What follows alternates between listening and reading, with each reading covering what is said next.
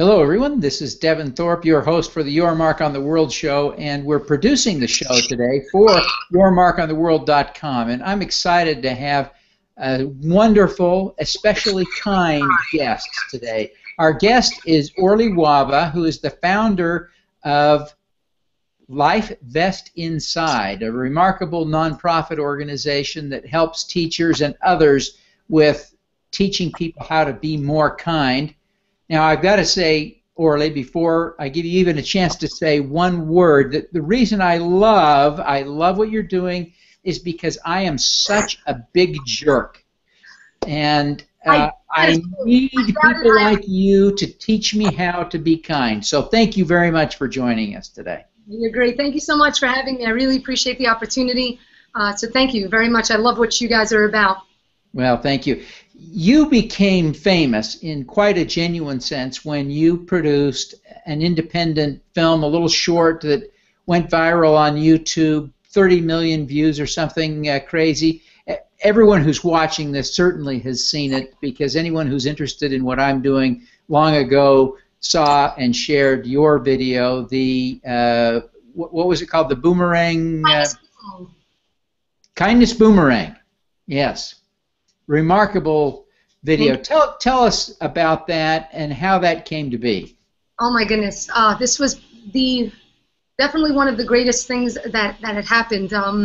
This was about in 2010 I shot the film. So I was a middle school teacher for 7 years, kind of just like you were saying, and the concepts of kindness, compassion, and empathy, these were concepts I was implementing into my classroom on a regular basis. And something that's really been part of my life story since I was a little 4-year-old kid that wanted to change the whole entire world. And so these concepts, I saw the impact that it had on the lives of the students. And Life Vest Inside sort of kind of came into play with the work that I did with my students. I missed them every single day. They were absolutely awesome. And so I said I wanted to be able to show people, you know, what kindness feels like, and that the ability that it has to move so fluidly from one person to the next. So since I had a background in film production, having gone to Brooklyn College for film production, I said, you know, Orly, why don't you film this? It had been 7 years since I've done film, so I was beyond nervous. I sat down. I only had the summers off from teaching. So I sat down and I started writing different kindness moments from my life, moments that really left an imprint on my life. But the really cool thing is it wasn't these big, tremendous, huge moments. It was these small, simple things that really lasted and stuck with me. And the script kind of just came to be. And I knew I only had a very short window because I was going back to teaching full time, and connected with some old friends from Brooklyn College in the film department.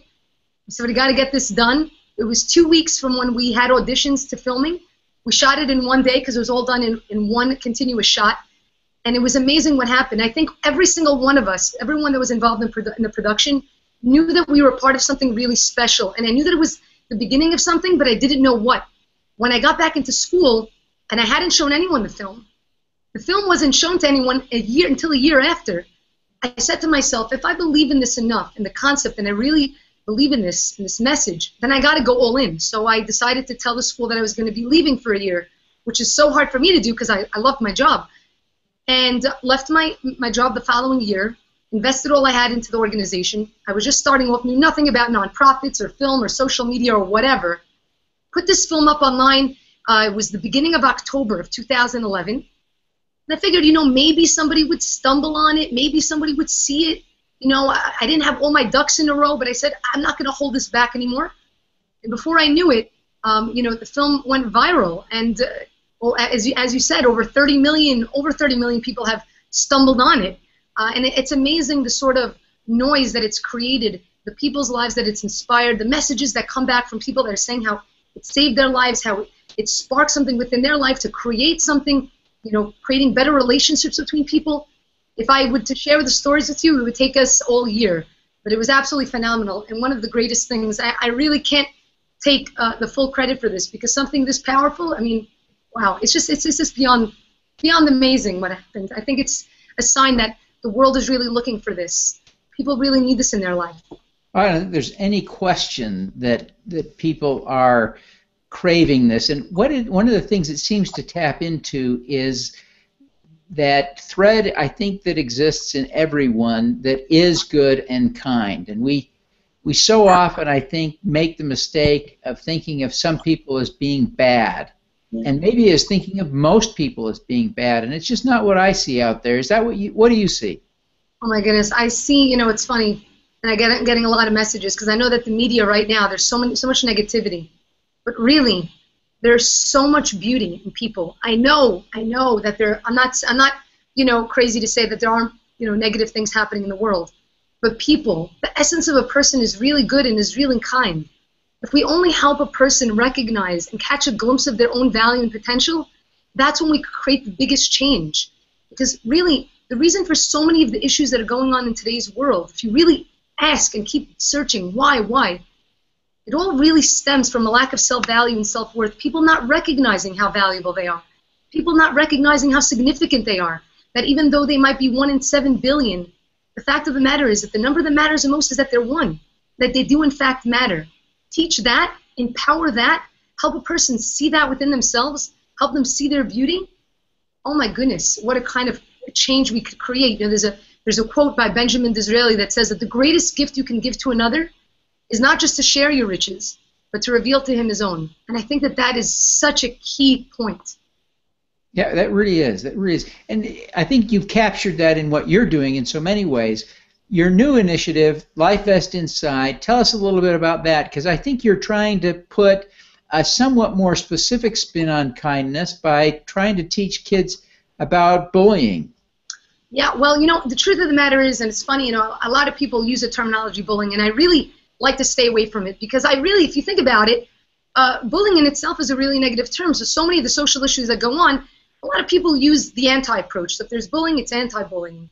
War, anti-war, you know, drugs, anti-drugs. So you're using negativity to fight against something negative, which only really creates more negativity. What Life Vest Inside is about, it's about, you know, coming at it from the positive. Prevent these issues from coming into being by simply empowering people. And the greatest tool to empower is through kindness.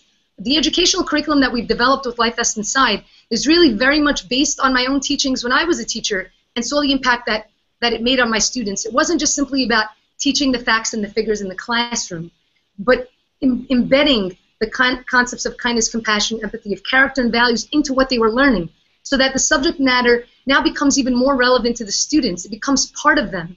And so you're not just teaching these facts, you're teaching a really well-rounded individual. And then by being relevant to them, not only will they improve academically for sure, and I've seen that, but they'll also improve in terms of their interpersonal relationships, relationships with others, respect for others, respect for themselves, because the key is, if a person doesn't love themselves, how in the world can they possibly love another person? And so we're reteaching people to recognize that they need to find the validation from within themselves. It's not about what the media tells us, or it's not about how many followers you have or likes you have or friends that, you know, or money you have in the bank. Those things really give us a fake sense of validation. The only real sense of validation can come from within us, actually being happy from within ourselves and loving us for who we are. And so what we've done with the curriculum is we've taken the language arts curriculum right now for grades K through 5, and it's aligned with the Common Core State Standards and Bloom's taxonomy, and it brings kindness, compassion, and empathy into the curriculum. So students are still obtaining the same skill sets, but they're doing it through the lens of kindness. That's sort of the model that we're looking to bring forward all the way up through 12th grade, and even moving into other subject matter, because it's very, very possible to do, and I've seen it firsthand in my own classrooms. So give us a sense of some of the specific things you do and the impacts you've seen from your work in the classroom. So what we've done, as I mentioned with the curriculum, so we've piloted this curriculum with over 200 educational stakeholders in 20 schools. We've analyzed the data that came back. Teachers were finding this to be really easy to implement. When a teacher is saying that something is easy to implement, all the teachers out there will know, that means, wow, that's a really big thing, because you know, there's curriculum you have to get through, and what's so great about this is that it fits in so seamlessly. The fact that we've seen a reduction in terms of bullying, in terms of violence, being able to see greater interpersonal relationships with students and their peers, students and teachers, students and their parents, the sort of feedback that's coming into play.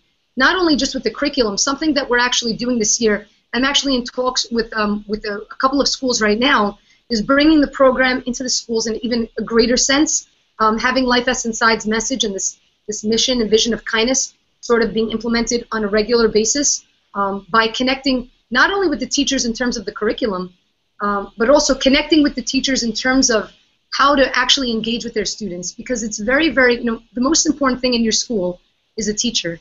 It is the most important thing. And a person that's a teacher comes from a love of students, but very often, everybody needs to be re-inspired and reminded again of why we do what we do.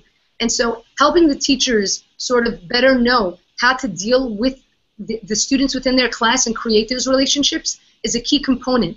And then being able to actually connect with the students, and again, like I said, this concept of empowerment is huge. Helping a student recognize that love for themselves. That bridges the gap between, especially with middle school, which is where I worked mainly.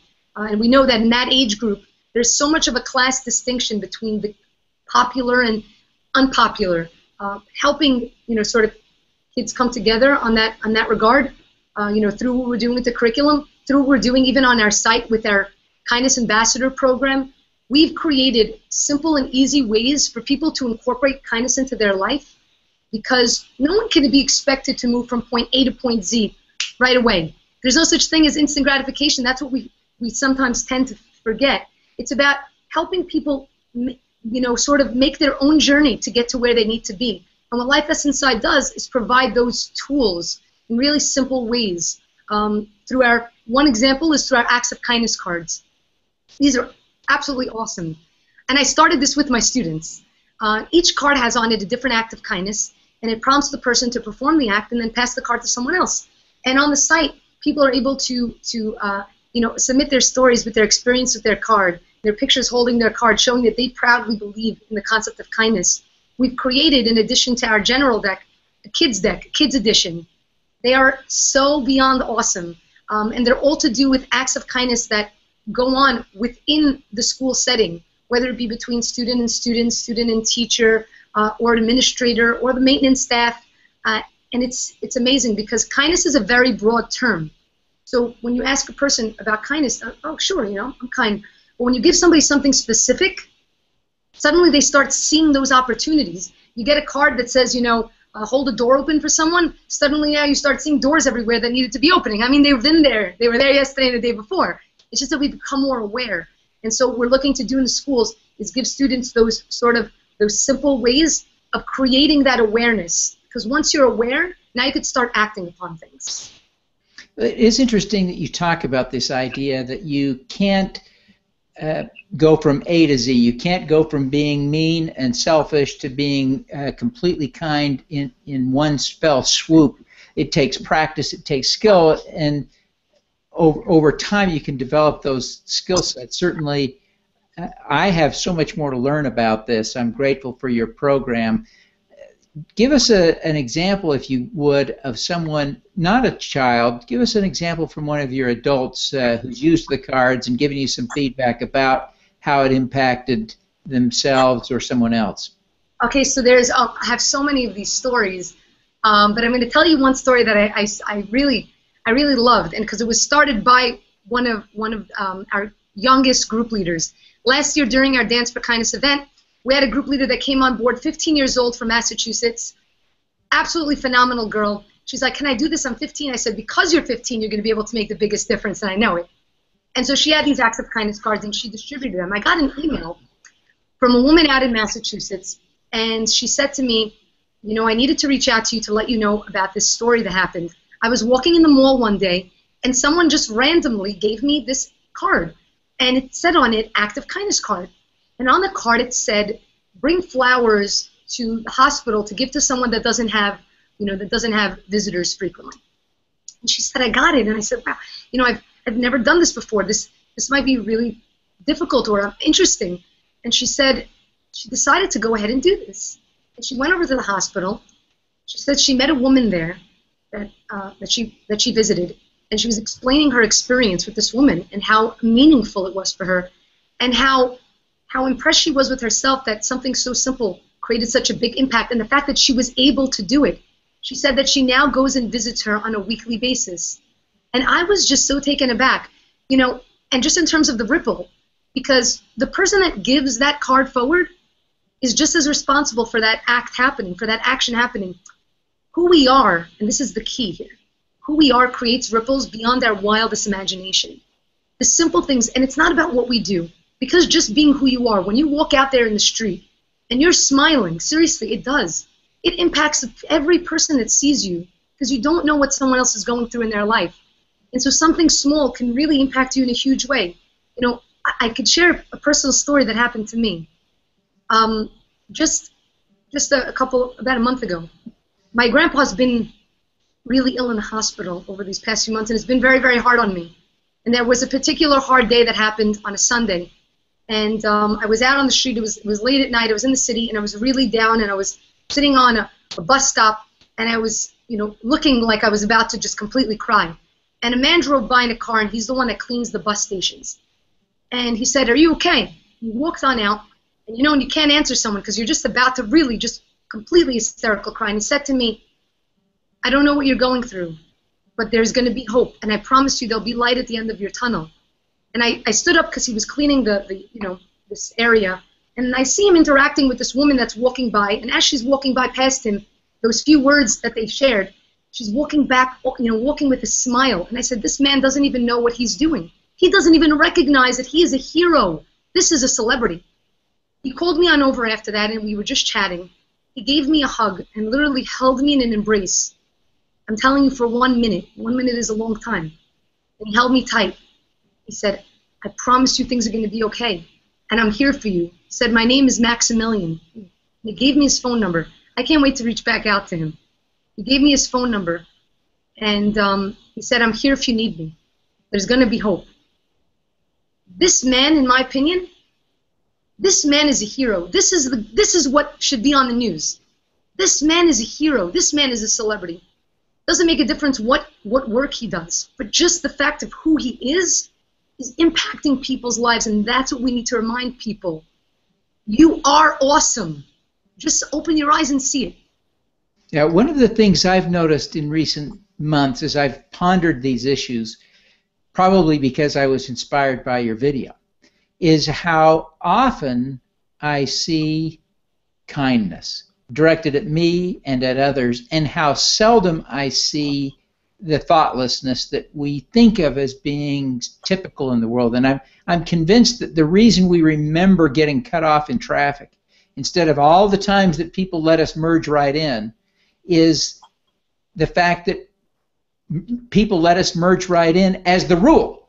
That's what happens most of the time, and that we get cut off as an exception to the rule, and it creates the perception in our minds, because that exception makes us angry and frustrated, and then we remember it, and so we tend to overemphasize those experiences. But these kind acts seem to really overwhelm in number by far the exceptional negative acts. Is that what you see too? I completely agree with you, but I think that there's even something deeper there that you just touched on. You know, and this sort of came about on the video. So there are thousands of comments on the Kindness Boomerang video, and every single comment is answered. I answer every single comment. And I know some people think I'm crazy, but I'm like, if a person takes the time to write something, then I should take the time to respond. And sometimes, and there's an overwhelming amount of likes, but there is also a amount of dislikes, and people sometimes write negative things. And then you see people getting angry. How could people dislike these videos? There are haters in the world. And I respond and I say to them, you know, why don't we focus on the positive? But even more than that, I say, you know, those people that hit on the dislike button, those are the people that need us to reach out to them the most, because you know what it is? Everybody is good in their heart, but some people have been hurt so bad. Some people, by giving of themselves kindly, have been really hurt bad in their life. And so we create walls, and we become bitter and we become cynical. But I promise you that every bitter and cynical person in their heart of hearts is waiting and hoping for someone to prove them wrong. Those are not people that are unkind people. They're just wanting someone to prove that there really is that ability to restore that faith in humanity. People are really good. But like I said, sometimes those negative experiences that we have hurt us to our core, and we build up these walls, and we become fearful of trusting again in humankind. What Life Essence Side is all about is restoring that faith in ourselves, and restoring that faith in humanity, and recognizing that the mistake of a person isn't that person. We all make mistakes. We all sometimes act out of frustration. Nobody's going to be in a great mood all the time. But if we simply recognize that within ourselves, then we'll recognize that when others approach us in that way, maybe they're going through something that we don't know about today. Maybe something is happening really bad in their life. They just really need someone to reach out to them. It's hard for us to see that. But I think it's about creating that awareness. And when we do, oh my goodness, what we can accomplish. I've seen it firsthand, and I know it's possible. It seems the passing of Robin Williams is a painful reminder of the importance of kindness. Don't you agree? Oh my goodness, I couldn't agree more. And just to talk about that, I mean, I am a huge fan still on all of the work that he's done. And it's, something that was really strange. The week that he passed, so we have an initiative called Project Hope Exchange, which is a joint initiative with another nonprofit called A2A Alliance, an amazing organization. And the Project Hope Exchange is all about the concept of giving hope and getting hope. The idea is everybody's gone through adversity in their life, every one of us in our own way, whether it be a life challenge, physical health, mental health. The idea is the greatest way to get hope is by giving hope. And so through our platform, people can call the Hope Line, or they can leave a message, an audio message on the site, a 30-second audio message of hope for somebody that's going through an adversity that they've currently gone through or that they've gone through. And then people can come and listen to audio messages based on adversities that they're currently going through, because the greatest way to get hope is by giving hope. That week of his passing, the adversity that we were reaching out to our community about was depression. And we said, if you know anybody that is experiencing depression or that's been hurt by this, to leave a 30-second audio message of hope, because you never know what someone else is going through in their life. A person might put up a smile up on their face, but if you just connect with a person's eyes, that's really the windows to the soul. That's really the windows, and that's why people sometimes have a very hard time connecting with people in their eyes. The idea was, it was so strange that it happened to be that week. You never know when someone is going through something that terrible. And it's just about opening our eyes and reaching out to people, and looking a little bit deeper into people, and checking up on people. I myself went through a very, very scary, dark depression in my life when I was 15 years old. It was an extremely dark, dark time, one of the darkest in my life. And I was this close to giving up on myself in a very scary way, without going into too much detail. But during that time, and I was home from school for a couple of months. I wanted to drop out of school, and I was basically in a state of sleeping all day, maybe up for just, during that time, ask me how many people called me or how many people came to visit. And I was the kind of kid, if someone was absent from school, I would be copying them notes on their carbon paper, if you remember way back when there was carbon paper. But, not one person, not one phone call. And it did something to me. It really hurt me in a way that I can't begin to describe, that almost led to me destroying myself. And, it was putting on that face of, yeah, everything is okay. But it was really at that point when I finally was able to get out of it, and I'm not going to go into too much detail right now. I had made a promise to myself back then. And it's that promise that has guided me to everything, to every choice I've made in terms of going into education, putting together that film, Life Us Inside. And that was to be there for people the way that I had wished somebody would have been there for me. And to really not see the physical of a person. It's not about that. It's not about that external, but to really connect with people. And I'm thankful because I really do feel like I've been given that gift, and I say it's a gift because I know that, it's definitely a gift that was given. To really see beyond just what a person shows and see their potential and help them see within themselves. And that was a key component in terms of teaching. Helping, seeing the beauty within a child that they couldn't even see within themselves, where they were this close to giving up, but knowing that someone is betting on them. I think it's so important. Once you do that, it allows a person to believe again in themselves. Absolutely. I hear what you're saying. Well, Orly, before we go, I want you to take a minute and tell people how they can engage with you. And I realize we've got a lot of different people who are watching. We've got teachers, we've got investors, all kinds of people. Tell people how you would like them to engage with you. Well, there are so many ways, but what I would definitely recommend for someone to see all the vast ways to get involved is to go to our website, and that's lifevestinside.com. And on the site, they'll be able to see various ways to get involved. We have a tab called Get Involved, and underneath there it says Take Action. And it gives you various ways to get involved, whether it be whether you have 30 seconds of time, 60 seconds, 3 minutes, or you want to kind of go all in. There are various ways, whether it be through Project Hope Exchange, leaving the audio messages, or becoming a kindness ambassador, getting the acts of kindness cards, taking part in our worldwide event coming up on November 9th.